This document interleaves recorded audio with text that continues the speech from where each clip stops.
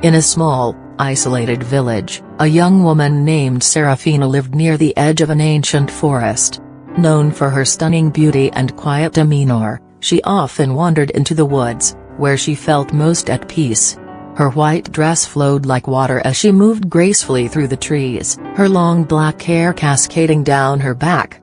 The villagers admired her but kept their distance, sensing something otherworldly about her. One day, as Seraphina walked deeper into the forest, she became aware that she was not alone.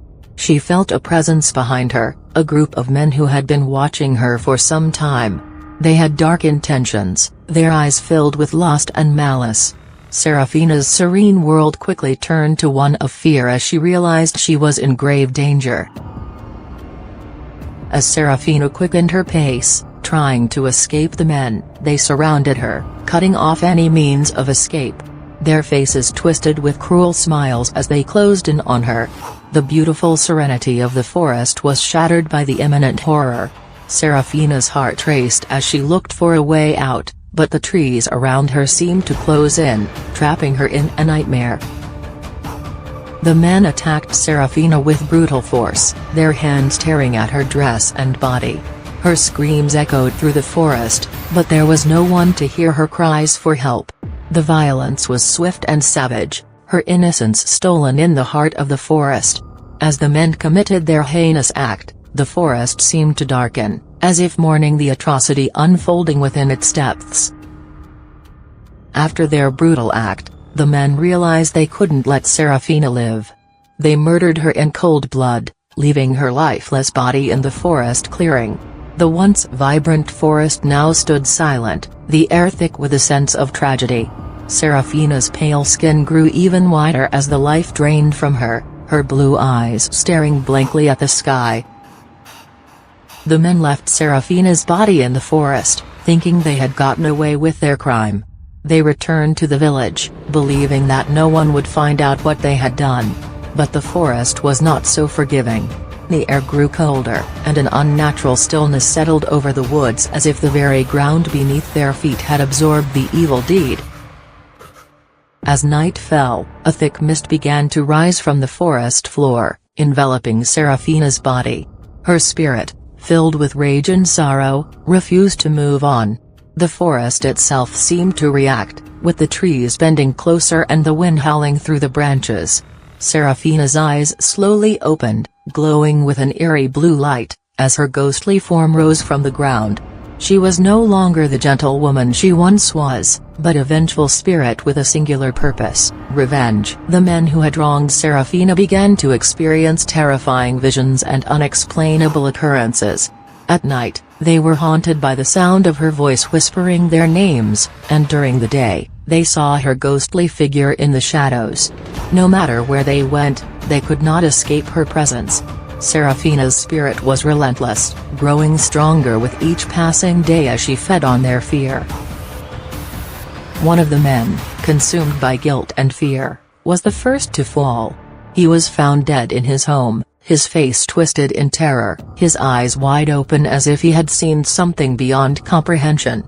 The villagers were horrified by the sight, whispering of a curse that had befallen him. But the other men knew the truth: Seraphina had claimed her first victim. As the days passed, the remaining men began to lose their sanity. They were plagued by nightmares and visions of Seraphina, her ghostly form always just out of reach. The once confident men were reduced to paranoid wrecks, their minds unraveling as they were tormented by the spirit they could not escape.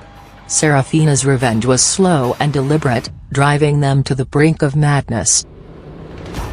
Another man fell to Seraphina's wrath, this time found drowned in a shallow stream near the forest. His death was as mysterious as the first, his body lying in the water as if pulled down by an unseen force. The villagers were increasingly fearful, but they dared not speak of the ghost that haunted the forest. Seraphina's vengeance was far from over. The entire village was now gripped by fear.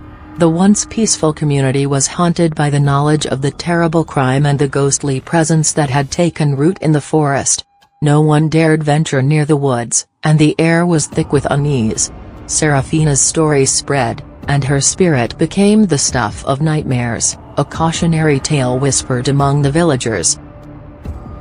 The last of the men, desperate and terrified, decided to face Seraphina's spirit in the forest, hoping to end the haunting. But the forest had become her domain, and as he entered, the trees seemed to close in around him. Seraphina appeared before him, her ghostly form glowing with an unholy light. The man pleaded for his life, but Seraphina was beyond mercy. With a final, chilling scream, she exacted her revenge, leaving him lifeless on the forest floor. With her revenge complete, Seraphina's spirit did not vanish. Instead, she became a permanent presence in the forest, a ghostly guardian who watched over the land. The villagers avoided the forest, knowing that Seraphina's spirit would not hesitate to punish those who ventured too close. Her once beautiful face was now a haunting reminder of the horrors she had endured, and the forest remained a place of fear and mystery. Over time, Seraphina's story became a legend, passed down through generations. The villagers would tell tales of the beautiful woman who had been wronged and the vengeful spirit who now protected the forest.